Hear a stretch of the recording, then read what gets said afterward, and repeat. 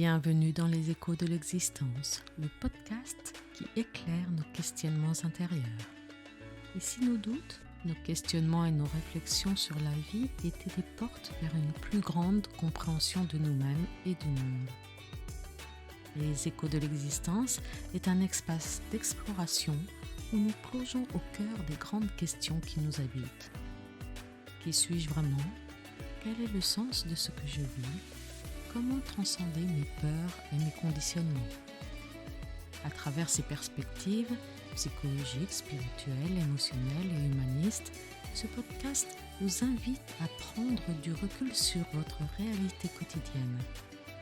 Chaque épisode est une opportunité d'élargir votre conscience, d'ouvrir de nouveaux horizons et d'apprendre à naviguer avec plus de clarté et plus de sérénité dans l'aventure de l'existence.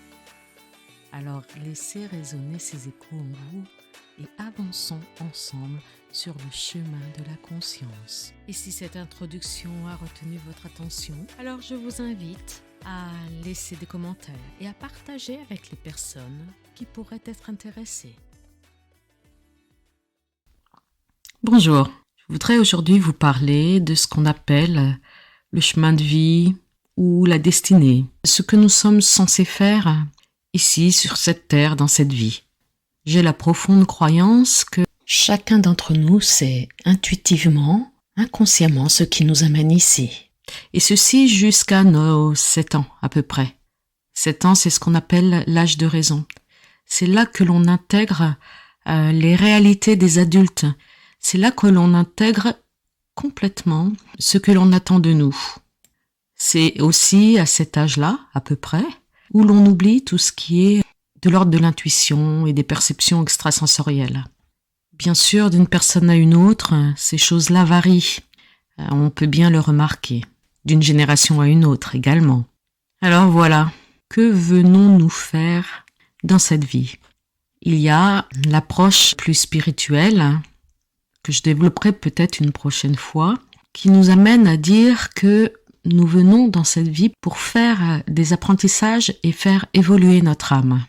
La notion plus terre à terre, si je puis dire, de ce pourquoi nous venons ici sur terre, c'est qu'est-ce que nous venons réaliser, comment nous allons nous y prendre concrètement pour évoluer, qu'est-ce que nous allons réaliser dans cette humanité, en fonction des particularités de chacun, en fonction de ce que nous aimons, en fonction de ce que nous savons faire naturellement, ces chemins de vie sont très différents. Certains vont vouloir devenir architectes, d'autres plutôt un travail avec les animaux, d'autres encore vont être dans l'aide à la personne. Et enfin, il y a des personnes qui vont vouloir devenir scientifiques, faire évoluer les savoirs. Ce ne sont que quelques exemples, mais là où je veux en venir, c'est que la plupart des fois, nous suivons des chemins qui se détournent de ce pourquoi nous sommes là, ici, sur Terre. Ici, j'ai l'exemple d'un conférencier et écrivain que nous connaissons tous, qui s'appelle Laurent Gounelle. Vous m'excuserez si je modifie un petit peu son histoire, mais je voulais quand même vous la retransmettre. Si j'ai bonne mémoire, Laurent Gounelle est issu d'une famille de scientifiques. Comme cela arrive très souvent, Laurent a suivi la voie de la famille.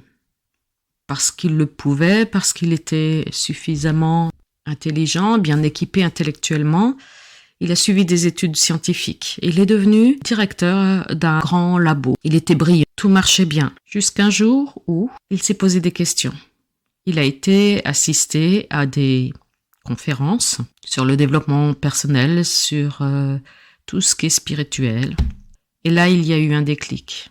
Il s'est aperçu qu'il n'était pas du tout dans son chemin de vie. Il a donc dû tout revisiter. Et il s'est lancé. Et c'est maintenant un auteur à succès. Cela paraît un peu exceptionnel, c'est vrai, puisque c'est une personne qui est maintenant très connue. Mais j'ai aussi rencontré pas mal d'autres personnes qui pourraient avoir ce type d'expérience. En particulier, ici, j'aimerais vous parler d'un jeune homme qui, comme Laurent Gounelle, a fait de belles études, parce que c'était facile pour lui. Il est devenu ingénieur. Il a eu une série de postes, tous très bien payés et reconnus. Mais un jour, suite à certains événements dans sa vie personnelle, la même question s'est posée à lui, à savoir, mais qu'est-ce que je fais ici? Dans ces cas-là, c'est comme une déflagration. Cela modifie tout et d'un seul coup. Cette personne a fait le choix d'arrêter son boulot très confortable d'un point de vue matériel pour faire le projet de se retrouver. Pour lui, la façon de se retrouver a été de partir de longs mois à marcher, seul, un peu partout. J'ai également souvenir d'une conférence en ligne que j'ai écoutée d'un conférencier qui expliquait qu'il était scientifique dans une entreprise et qu'il cherchait à changer de travail. Un poste important et prestigieux se présentait à lui à Toulouse. C'était le poste de ses rêves. Mais il y avait aussi un poste moins remarquable qui se trouvait à Bordeaux mais qui l'attirait beaucoup. Certaines personnes de son entourage lui conseillaient de ne pas louper une telle opportunité. Il en convenait, et pour autant, le poste de Bordeaux lui parlait davantage. C'est le choix qu'il a finalement fait, et, au gré de ses expériences, cela l'a amené à devenir conférencier, une voie qu'il dit totalement adaptée et alignée à la personne qu'il est actuellement. Vous l'aurez compris, je suis très intéressée par les témoignages personnels et notamment par ceux que l'on peut trouver un petit peu sur les réseaux. Je trouve ces personnes inspirantes. Parce qu'elles ont réussi à écouter, à un moment donné, leur petite voix intérieure. Mais là, ce qu'il m'intéresse, c'est que nous parlions de vous, de nous. Comment peut-on savoir si nous sommes sur notre vrai chemin, si nous sommes totalement alignés? C'est particulièrement compliqué à mon avis, mais une chose pour moi est importante à signaler. Pour suivre notre cap, nous ne choisissons pas toujours le chemin le plus direct. Nous avons tous des choses à comprendre sur nous-mêmes, à expérimenter. Et tout ce qui nous arrive, tous les chemins de détour que nous empruntons, sont ici pour nous recaler sur quelque chose de plus authentique, de plus juste pour nous. Alors je vais ici vous parler un petit peu de moi. Lorsque j'étais enfant, je souhaitais être vétérinaire. C'est quelque chose qui me touchait profondément le cœur. J'aimais beaucoup les animaux, je me sentais en phase avec eux. Et je voulais me rendre utile auprès d'eux. Comme mon niveau scolaire ne me permettait pas d'envisager une carrière de vétérinaire, j'ai réfléchi à d'autres options. J'ai continué mes études et j'ai fini par devenir éducatrice spécialisée. Comme le métier de vétérinaire, ce métier d'éducatrice spécialisée me permettait de prendre soin des belles âmes, je dirais. Après quelques années d'exercice, je me suis rendu compte que le cadre dans lequel j'exerçais ce métier n'était pas adapté à la personne que j'étais. Trop rigide, trop protocolaire et pas assez en lien avec ce que sont les personnes profondément. J'ai alors changé d'orientation. Après une brève période de réflexion, j'ai fait une formation pour devenir thérapeute. Métier que j'exerce maintenant depuis 15 ans et que j'apprécie tout particulièrement. Dans cette configuration-là, je suis encore dans l'aide à la personne et plus globalement l'aide aux êtres vivants. Oui, je dis bien aux êtres vivants parce que petit à petit, la vie m'a ramené à mon amour pour les animaux et pour la nature. Je voudrais vous parler ici des moments où il y a des pauses, des moments où nous sommes en questionnement, où plus rien ne semble se passer. Ces moments où les métiers que l'on aime ne conviennent plus. Ces moments où l'on se pose des questions sur notre véritable choix. Ces moments où nous nous rendons compte que le chemin que nous avons emprunté ne nous amène pas suffisamment rapidement à ce pourquoi nous sommes ici sur Terre. Des réalignements sont alors nécessaires et indispensables, sans quoi la vie est dure et perd de son sens. Concrètement, cela donne des moments où plus rien ne semble avoir de saveur, où il peut y avoir agacement, questionnement et des remises en cause de toutes sortes.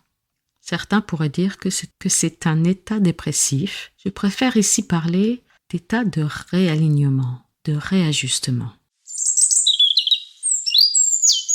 Et comment arriver à s'y retrouver, me direz-vous? Comment retrouver son chemin? Eh bien, ce qui me semble le plus évident pour moi aujourd'hui, c'est de se recaler, se recentrer sur cet enfant que nous étions avant nos 7 ans. Cet enfant était plein de rêves. Souvent, j'interroge les personnes qui viennent me rencontrer en leur demandant ce qu'était leur rêve d'enfant. On entendait dire, il y a quelques années, que les petits garçons voulaient être pompiers ou policiers. Aujourd'hui, ce serait plutôt youtubeur, influenceuse. Le métier choisi, le but de ces enfants n'est pas ce qu'il y a de plus important. Ce qui est important à remarquer, à aller voir, c'est plutôt pourquoi ces enfants veulent faire ces métiers. Au travers de ces métiers, que cherchent-ils à atteindre? Quelle est la fonction, l'émotion, l'état d'être qu'ils cherchent à obtenir à travers ce métier? Je vais vous prendre l'exemple du petit garçon qui veut être youtubeur, par exemple. La justification pourrait être qu'il veut être riche et connu. Nous savons bien que même si c'est important pour certains d'entre nous, ce n'est pas l'objectif profond. Pourquoi certains d'entre nous veulent être connus et riches? C'est pour combler un besoin de reconnaissance. Et c'est aussi pour combler la sensation de manque. Ou pour éviter la sensation de manque. Peut-être aussi que cet enfant a des messages à faire passer sur ce qu'il a envie de dire au travers de ses vidéos sur YouTube. Ce qu'il me semble important, c'est de voir derrière ce qui est affirmé, quelles sont les motivations émotionnelles et psychiques qu'un enfant peut avoir pour faire ce type de choix. C'est alors que nous pouvons mieux comprendre qui est cet être devant nous et quel peut être son chemin de vie. Alors je vous invite à faire cette expérience, cet exercice, à observer au fond de vous ce que ça fait de retrouver vos désirs, votre âme d'enfant. Pour certains d'entre nous, cela peut être un peu paniquant, dans la mesure où ça peut parfois paraître un peu délirant, un peu rêveur. Et pourquoi pas? Un de mes proches, lorsque j'étais enfant, voulait être éleveur de scorpions. Cela nous faisait beaucoup rire, mais j'avoue que je ne lui ai jamais demandé ce qui le faisait rêver dans ce métier-là. Alors prenons ensemble ce temps pour se demander quels étaient les rêves des petits garçons ou des petites filles que nous étions. Prenons le temps de voir, de se reconnecter avec ce qui faisait vibrer cet enfant dans ces moments où il pouvait rêver. Cela met parfois du temps, parce que nos apprentissages sociaux, familiaux sont très puissants. On nous a appris depuis de nombreuses années à être raisonnable, à être sensé, à suivre la loi, à suivre les modes, toutes ces choses qui petit à petit émiettent nos rêves. Mais lorsqu'on est branché à notre cœur, vous le savez sans doute, nous sommes branchés à notre âme. La raison n'a plus rien à voir ici. Être vivant, ici sur Terre, c'est pouvoir vibrer au gré des choses que nous aimons. C'est être connecté à l'amour inconditionnel. C'est être connecté à tout ce qui est vivant. Nous n'avons bien sûr pas tous la même façon de le vivre, mais nous avons tous cette recherche. Trouver ce qui nous fait vibrer. Une fois que vous avez trouvé cela, les choses deviennent plus évidentes, même si elles ne sont pas forcément faciles à réaliser. En résumé, tous nos héritages génétiques, transgénérationnels, karmiques, proposent un potentiel incroyable quant à nos choix de vie. Imaginez un long chemin duquel se détache une multitude de chemins secondaires qui ont tous la possibilité de se rendre au même endroit. Voilà ce que j'appelle le chemin de vie. Dès notre naissance, nous empruntons certains sentiers plutôt que d'autres. Certains de ces sentiers s'éloignent parfois du chemin le plus court pour s'approcher le plus possible de notre cap. Il s'agit, tout compte fait, de retrouver ce qui nous fait vibrer, de retrouver notre lumière. C'est une grande aventure qu'est la vie.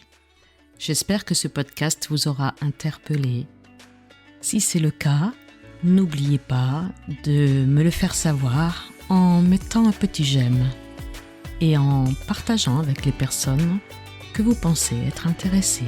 Et je vous dis bonne journée et à très bientôt.